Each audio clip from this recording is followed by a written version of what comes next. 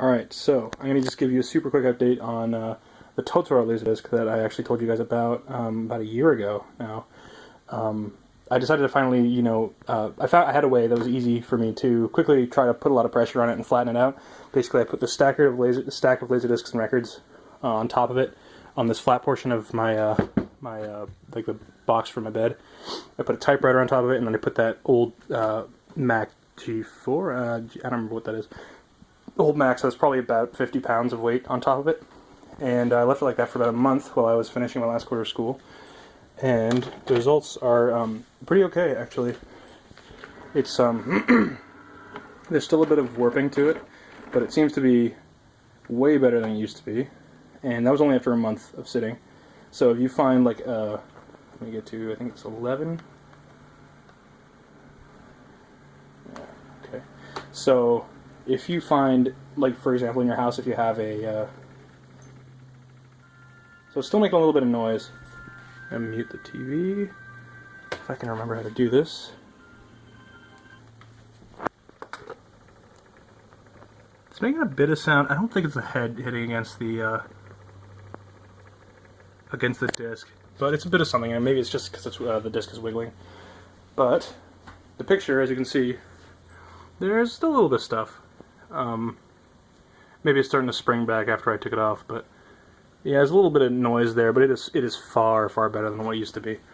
So that's that one side. I'll show you the other one real fast just to show you. And so once again, that was about 50 pounds of pressure for a month-ish, maybe 2 weeks, 2.5 weeks. And it seems to have done a pretty good job. I think I'm going to just, like, if that's flat there, underneath this thing that I keep my records in, if that's flat, then I might just, it weighs a lot. It's got all my records in it, most of them at least. I think it was 19, I believe. 9, search.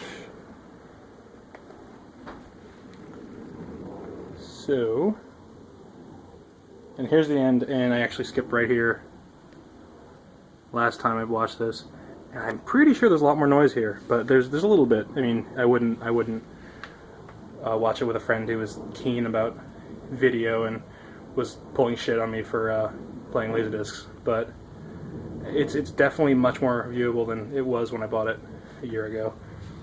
And I'm sorry, the quality is super low, but yeah, it looks way better. There's a little bit of horizontal lines here, but it looks like sort of like coaxial fuzz, and I'm running it through coax right now.